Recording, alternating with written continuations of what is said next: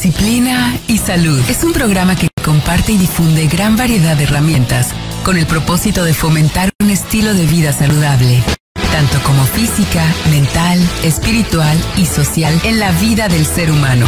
Conducido por Selene Valdivia Pinto. Disciplina y Salud. Comenzamos. ¿Cuál es el concepto de negocio que quieren desarrollar? Y en ese concepto de negocio que deben de desarrollar, se consideran muchos aspectos que tendrían que controlarse y que al final les pueda repercutir en un costo importante de su operación. Por poner un ejemplo, no es lo mismo alguien que se va a dedicar a comprar y vender a alguien que va a producir un artículo, ¿sí? Entonces, ¿por qué? Porque desde los mismos controles internos que el contribuyente o el empresario o el emprendedor tiene que empezar a darse cuenta, son demasiado importantes para que ellos puedan determinar el cumplimiento de obligaciones fiscales y el cumplimiento de cómo van a tributar en cuanto a su esquema de negocio, ¿no? Por ejemplo, un profesionista, pues a lo mejor un profesionista no tiene gran problema porque él va a prestar sus servicios. ¿Qué es lo que pasa? Que la ley lo pone en un punto donde la forma como va a tener que tributar es como profesionista, ¿sí? O sea, ¿te refieres a aquellas personas que trabajan, o sea, que no tienen algo físicamente, o sea, un negocio físico, pero que trabajan por honorarios para alguna empresa? En algún momento sí. Okay. En algún momento sí. Cosa diferente a alguien que tendría que expedir una factura, ¿verdad? Perfecto. En el programa Disciplina y Salud, yo soy Selene Valdivia Pinto y les agradezco a todos los que nos están escuchando a través de la DK 1250 y también a las personas que se conectan a Facebook y desde ahí están con nosotros siguiendo este programa tan interesante que, bueno, ahora que tengo aquí a mi invitado Julio Castañeda, pues nos está compartiendo este tema tan interesante que es tributación y regímenes fiscales. Esto, como sabemos, pues es algo que nos ayuda a muchos porque, pues, de alguna manera, algunos somos comerciantes, somos emprendedores o grandes empresarios y bueno, realmente por ahí siempre existen algunas dudas al respecto. Y bueno, antes de pasar a las preguntas que estábamos tocando, quiero comentarles que si necesitan estudios laboratoriales y no saben a dónde acudir, en el Hospital Bernardet del Grupo MAC cuentan con área de laboratorio e imagen y tienen excelentes promociones para todos ustedes. Estudios preoperatorios básicos, BH, tiempo de protrombina, tiempo de tromboplastina, parcial, glucosa y grupo sanguíneo. Y también tienen promoción en imagen en TAC de tórax simple. Si quieres más informes o agendar tu cita, llama al teléfono 33 38 25 43 65 extensión 169 o visítalos en la Avenida Hidalgo 930, Colonia Centro, en Guadalajara. Recuerden que el Hospital MAC Bernardet es un hospital muy completo y tienen una tarjeta de beneficios para todos ustedes que pues acudan y compren algún paquete de maternidad o alguna consulta, pues ahí les van a dar más información acerca de esta tarjeta de beneficios. Bien, pues continuamos aquí con el licenciado Julio Castañeda, que es uno de los mejores consultores de Guadalajara, así que si ustedes tienen preguntas, pues adelante porque están aquí con uno de los mejores. Muchas gracias, Selena. Sí, así que, bueno, esperamos, si tienen ustedes alguna duda o algo, incluso terminando el programa, si gustan hacer alguna pregunta, pues también nos la pueden dejar aquí en el Facebook y nosotros se la hacemos llegar a Julio con mucho gusto. Claro que sí, con mucho gusto. Bueno, Julio, nos estabas platicando en el bloque anterior acerca de estas, de lo que desmenuza, ¿no? El SAT con los regímenes fiscales que sean adecuados pues para cada persona, ¿no? Claro. Y bueno, nos estabas comentando justo cuando íbamos a corte que también para las personas que trabajan de manera profesional pero por honorarios también tienen un lugar en este tipo de de tributación. Así es. Sí, de hecho, la autoridad, o más bien la ley, genera un número de regímenes a través de los cuales uno tiene que ser autodeterminable en qué régimen es a través del cual va a tributar. ¿Qué significa esto? Que es importante conocer la parte de a qué me dedico. ¿Por qué? Porque cada régimen tiene considerado las características especiales que representa ese tipo de actividad. Y es así que existe régimen para personas físicas y existe régimen para personas morales. Julio, ¿cuáles son o qué tanto los regímenes fiscales en México? Bueno, han de ser muchos, ¿no? Pero... Bueno... Resumen. Bueno, en términos de la ley del impuesto sobre la renta, que creo que es el impuesto más usual y que todos los mexicanos de una manera u otra estamos sujetos a él, la ley del impuesto sobre la renta determina para las personas físicas el régimen de sueldos y salarios, que es aquel régimen donde entran todas aquellas personas que ganan ingresos como empleados o como profesionistas, pero sujetos al régimen de asimilados a salarios, ¿sí? Ese es por una parte. Dos, la parte de actividades empresariales y profesionales. En este régimen entran dos tipos de actividades, que son las normalmente conocidas como comerciales o de servicios empresariales, como puede ser a lo mejor una parte de un mecánico, un fontanero, una peluquería, etcétera, que son servicios que no son del todo profesional, pero se consideran más como un servicio empresarial, ¿sí? Entonces, la parte del profesional, pues bueno, son todos aquellos profesionistas que cobran honorarios, ¿sí? Y que de alguna forma entran también en este régimen. Está el régimen, por ejemplo, de arrendamiento, donde entran todas aquellas personas físicas que de alguna manera generan el arrendamiento de un bien inmueble, ya sea para casa habitación o para efectos comerciales. Está el régimen de intereses, que en este régimen de intereses pues viene siendo el tratamiento que se le da a los ingresos que los ciudadanos obtienen por tener un dinero en el banco y les da un rendimiento que se genere el interés. Está el régimen de adquisición de bienes. ¿Qué es el régimen de adquisición de bienes? El régimen de adquisición de bienes es aquel donde la gente o donde los ciudadanos que adquieren un bien sin erogar absolutamente nada, sino que lo adquieren, eso se considera un ingreso, se considera un incremento en el patrimonio del ciudadano sujeto a la ley del impuesto sobre la renta. Es como cuando tú tienes algo que compras en 5 y el bien vale 15.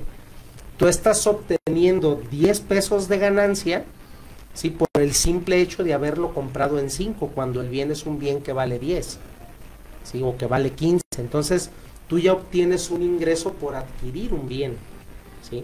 Entonces, ese régimen se da mucho, por ejemplo, cuando suceden las compraventas en casa habitación o en terrenos, que el terreno está valuado en 1,000,000 de pesos y tú lo compras en 800. Entonces, técnicamente obtienes un ingreso de 200 pesos por haberlo comprado barato, ¿sí?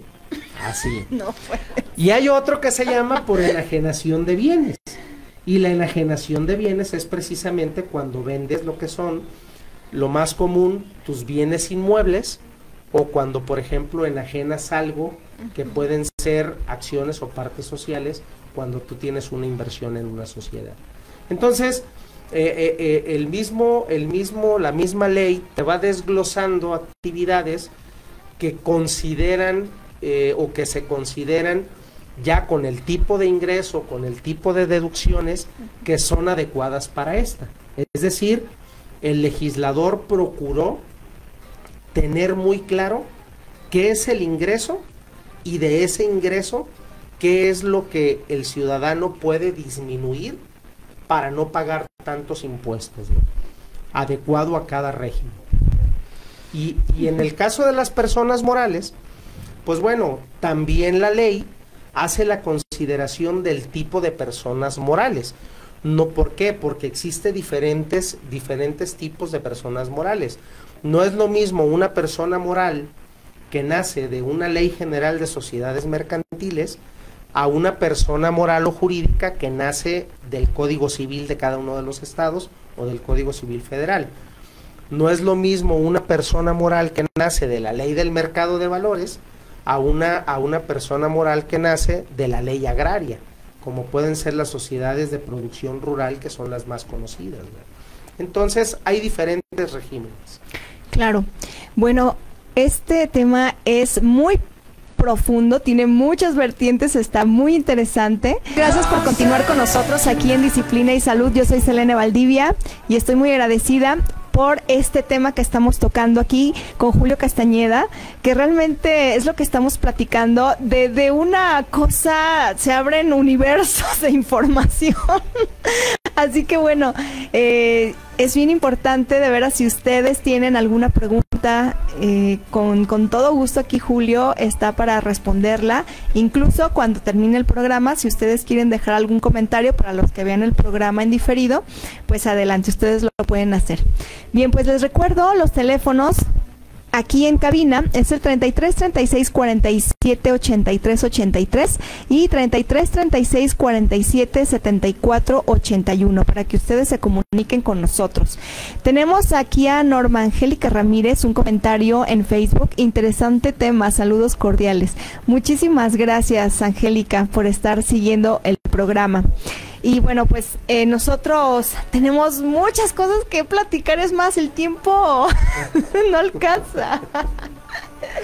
Porque la verdad es que sí, es muy importante, Julio. De hecho, una pregunta que yo tengo, que ahorita con todo lo que nos has dicho, pues sí empieza como que a estructurarse, como por dónde debemos empezar cuando queremos emprender algo, pero sí me gustaría que nos dijeras como más a detalle, más a profundidad, ¿qué debe considerar alguien que quiere emprender un negocio? Bueno, el área del emprendurismo es algo muy interesante, ha sido algo que de, no sé, 5 o 7 años para acá, ha tenido un boom muy padre. Ahora sí que el ecosistema emprendedor se ha detonado de forma muy fuerte, al grado que hace algunos años la Secretaría de Economía junto con la Secretaría de Hacienda implementaron un régimen especial para estos emprendedores. Algo que en la Ley General de Sociedades Mercantiles se conoce como las famosas SAS, que son las sociedades de acciones simplificadas. Cuando nacen estas sociedades de acciones simplificadas, nacen como una respuesta al ambiente emprendedor. Fíjate, ¿por qué razón? Porque había ocasiones que los emprendedores, cuando llegaban a poner sus inventos, sus patentes o su esquema de negocio, llegaba gente muy interesada en ellos y le decía: oye, a ver, pero si yo te compro entonces tu patente, ¿cómo quedamos? Entonces el emprendedor se veía imposibilitado porque como persona física no podía generar ningún aspecto de sociedad. Y es entonces que la Secretaría de Economía genera un régimen especial en la Ley del Impuesto sobre la Renta, junto con el SAT desde luego, y el legislador crea un apartado para este tipo de empresas donde les permite generar una sociedad y una tributación de manera diferente a como tributaban las otras personas morales, que era un poco más fácil para ellos y era un poco, pues, les daba un poquito de mayor beneficio, y eso de alguna manera al emprendedor le parecía muy bien, porque el emprendedor tenía la posibilidad de crear o constituir una sociedad unipersonal donde a partir de ahí él pudiera ofrecer venta de acciones y era mucho más fácil poder generar negocio de su emprendimiento en ese sentido. ¿Qué sucede? que el emprendedor de alguna forma puede costarle trabajo identificar su esquema de negocio. Pero ante esta situación siempre es muy conveniente que el emprendedor tenga claro por lo menos su primer año qué es lo que quiere hacer y cuál va a ser la forma de su desarrollo. Fíjate que en materia de emprendurismo hay algo que se llama el Valle de la Muerte. Y ese Valle de la Muerte es cuando realmente el emprendedor no tiene idea de cómo va a avanzar en su negocio. Entonces no sabe si al momento de iniciar tiene que iniciar como persona física en un régimen específico o tiene que iniciar como una persona moral a través de un desarrollo como persona moral. Y eso también suele ser muy importante. ¿Por qué? Porque los regímenes están, pues ahora sí, que para todos y de cualquier forma en como quieran desarrollar su negocio, ¿no? Entonces, el emprendedor tiene muchas opciones. Por eso es muy importante que tenga clara su actividad, qué es lo que va a hacer, a dónde quiere llegar, para que en un momento dado el profesional adecuado le pueda dar la asesoría de en qué régimen puede empezar a tributar, ¿no? Exactamente, es lo que te iba a comentar, que yo creo que cualquier emprendedor, ya si sea alguien que empieza con un capital pequeño, a emprendedores que ya inician con socios y demás, yo creo que lo primero que debe de tener a mano, así a considerar desde inicio, es a un profesional, ¿no? Sí, claro. Y por favor, platícanos, ¿quién es ese profesional que te va a ayudar a elegir el régimen fiscal correcto? Pues mira, en la actualidad, generalmente los profesionales de la contaduría son los que están capacitados para poder evaluar cuál es la forma correcta en que el emprendedor o la persona que va a iniciar un negocio, en qué régimen debe de tributar. ¿Por qué razón? Porque el contador, ya ahorita llámese el nombre de la carrera, que es porque ha cambiado mucho, ya no nada más es el contador público, ya hay otro tipo de contadores con toda esta expansión y globalización que tenemos en cuanto al conocimiento y desarrollo de negocios.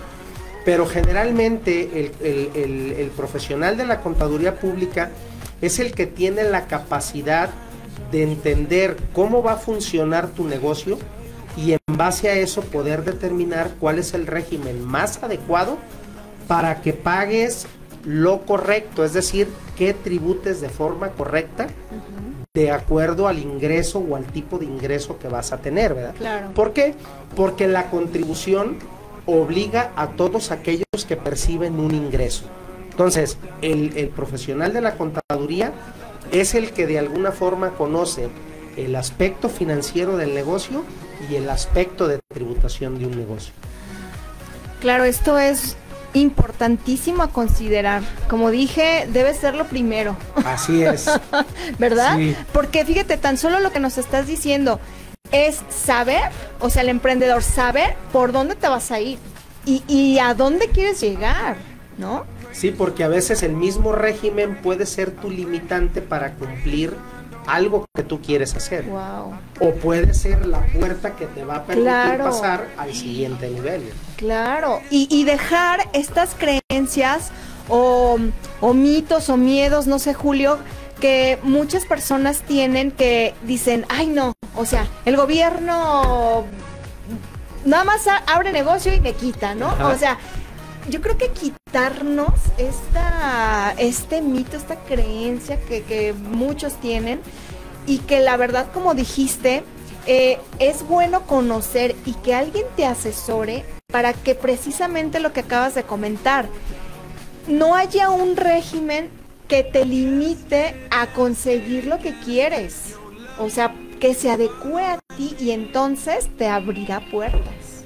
Sí, sí, es correcto, porque incluso el no iniciar en un régimen adecuado te puede costar el hecho de que puedas pagar más impuestos o en un momento tengas que generar un cambio de esquema de tributación, como lo es si naces como persona física y a los 6 meses te vas a cambiar a una persona moral.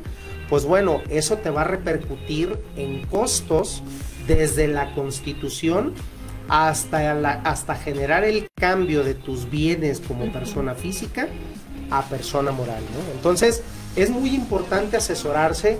La realidad es de que los profesionales de la contaduría o los profesionales en el ámbito empresarial, la realidad es de que el costo de la asesoría es algo que puede mucho valer la pena como una inversión para generar un correcto movimiento en tu esquema de tributación, ¿no? Sí, y además que siempre ese tema lo tengas así muy claro y es súper sano, claro, tu negocio, ¿no? Sí. Para evitarte conflictos posteriores, multas, demás.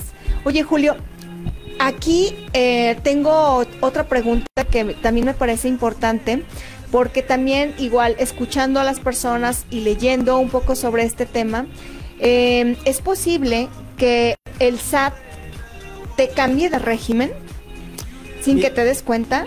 Mira, generalmente sí. Hay que recordar, en el ámbito jurídico o en el ámbito del derecho, dice que el desconocimiento de la ley no te exime de la culpa, ¿sí? Claro. Entonces, precisamente este año tuvimos un cambio muy radical cuando el SAT empieza a dejar como fuera el régimen de incorporación fiscal, ¿sí? El famoso RIF. Entonces, el esquema del RIF fue un régimen, la realidad creo que muy bueno y muy bondadoso para muchos, pero que ahora el SAT dice, oye, ¿sabes qué? Ese RIF a mí ya no me interesa y ahora voy a meter un nuevo régimen para todas esas personas que cumplen con características de contribuyentes pequeñitos, que es el famoso régimen simplificado de confianza, el RECICO. Entonces, ¿qué sucede? Cuando hace el cambio el RECICO, el SAT, por ejemplo, dijo, únicamente pueden entrar al RECICO las personas físicas que cumplan con estas características.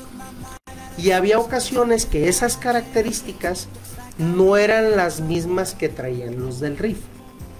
Entonces, si las personas no se enteraron o su contador no se enteró de cumplir ciertas reglas que la misma autoridad puso, si tú querías permanecer en el RIF o definitivamente cumplías requisitos y te tenías que ir al RECICO, la autoridad los cambió de manera automática, ¿sí? Entonces, generalmente la autoridad no puede hacer eso a menos que avise, ¿sí? Entonces, ahora sí que como dice el dicho, ¿verdad? Sobre aviso no hay engaño. Claro. Entonces, ¿qué sucede? Que la autoridad puede generar ese tipo de cambios, pero siempre y cuando le avise a la gente, ¿sí? Lo ponga claro, ¿para qué? Para que no sea una arbitrariedad, ¿sí? Entonces, ¿qué sucede aquí? Que aunque la autoridad pueda hacer ese tipo de cambios, nosotros en el SAT tenemos una opción que se llama actualización de actividad y de régimen, que eso sería lo correcto. ¿Por qué? Porque hay que recordar que una característica que tienen las contribuciones es que son autodeterminables. Por eso la autoridad tiene la capacidad de auditarte y fiscalizar si realmente estás cumpliendo. Ya saben, entonces tenemos que estar en regla. Algo así. Así. Muchas gracias por continuar aquí con nosotros en el programa Disciplina y Salud. Yo estoy súper emocionada por este tema que estamos aquí charlando con Julio Castañeda sobre tributación y regímenes fiscales. Bueno, yo... híjole, hasta estoy así chinita de la piel de todo lo que estoy aquí aprendiendo. Y me da mucho gusto que tanta calidad en esta información la compartamos para todos ustedes y pues que ustedes nos apoyen a compartir el programa porque estoy segura que esto le va a servir a muchísimas personas. Bien, pues les recuerdo los teléfonos en cabina para quien nos está escuchando a través de la DK 1250. Es el 33 36 47 83 83 y el 33 36 47 74 81 para que nos llamen si ustedes pues tienen alguna duda, o también hay aquí consultorías gratuitas para que ustedes se anoten y las personas que se anoten para una consultoría gratis, pues nosotros le pasamos su teléfono a Julio Castañeda y ya ustedes se ponen de acuerdo para agendar una fecha, una cita. Bueno, pues también a las personas que nos están viendo a través de las redes sociales, igual un mensajito, por favor, si tienen alguna pregunta o si se quieren anotar para una consultoría gratuita, con mucho gusto, por favor, pónganos su nombre completo y nos dicen que quieren anotarse, ¿sale? Le mando muchos saludos a Osvaldo López, muchísimas gracias. Dice, excelente tema, saludos cordiales al licenciado Julio Castañeda y a Selene Valdivia. Muchísimas gracias, Osvaldo, por estar aquí siguiendo la transmisión de Disciplina y Salud. Bien, pues quiero comentarles que Fajas Mia Look te ofrece una gran variedad de fajas colombianas que se adecúan a tu cuerpo y a tus necesidades, fabricadas con telas de alta tecnología que ayudan a tu cuerpo a sentirse cómodo en todo momento. Visita la tienda ubicada en Flaviano Ramos Norte 69, en el centro de Tlajomulco de Zúñiga. Recuerda que cuentan con asesoría personalizada para todos ustedes, los que quieren tener una figura estilizada. Así que bueno, Fajas Mia Look es una opción excelente para ustedes. Bien, pues nosotros estamos aquí continuando con esta charla súper interesante acerca de tributación y regímenes fiscales, que bueno, de pronto se ha vuelto a veces un dolor de cabeza, Julio, como lo veníamos comentando. O sea, si no te pones atento, si tu contador no está atento a los cambios que hay, olvídalo, porque entonces lo que estábamos platicando es que el SAT te puede cambiar de régimen y sin tú saber, tal vez, ¿no, Julio? Sí, la realidad es de que la autoridad de repente genera esfuerzos a efectos de generar simplificación administrativa y pues bueno, decimos entre los compañeros que parece que lejos de simplificar, complifican, ¿no? Entonces pasa a ser una complicación administrativa. Claro. Donde, por ejemplo, simplemente al día de hoy, el famoso RECICO, régimen simplificado de confianza, que entró en vigor este año, se menciona y se dice que puedes no llegar a necesitar un contador para determinar los impuestos, porque puede ser tan sencillo como al total de tu ingreso multiplicarle un porcentaje. Y efectivamente, así es. El detalle es de que a veces este tipo de contribuyentes no solamente genera un pago de impuestos sobre la renta, sino también genera un pago del impuesto al valor agregado, del IVA. Y ese cálculo del IVA, la realidad es de que sí requiere mucho tipo de requisitos, ¿sí?, que la autoridad no les está permitiendo también generar esa simplificación en el pago de ese impuesto. Entonces, ¿qué sucede? Forzosamente tendrás que tener un contador para que te determine cómo debe de ser ese pago, cosa que a lo mejor pudiera no pasar tanto así en el RIF, que fue el régimen que quitaron. Entonces hay ocasiones en que sí la autoridad, lejos de clarificar o lejos de poder hacer más fácil el pago para aquellos contribuyentes pequeños, sí, yo no sé si de manera consciente, inconsciente, o cargándoles a lo mejor, como dicen por ahí, el costo, generan que forzosamente se les complique el pago del impuesto y forzosamente tienen que acudir a un profesional.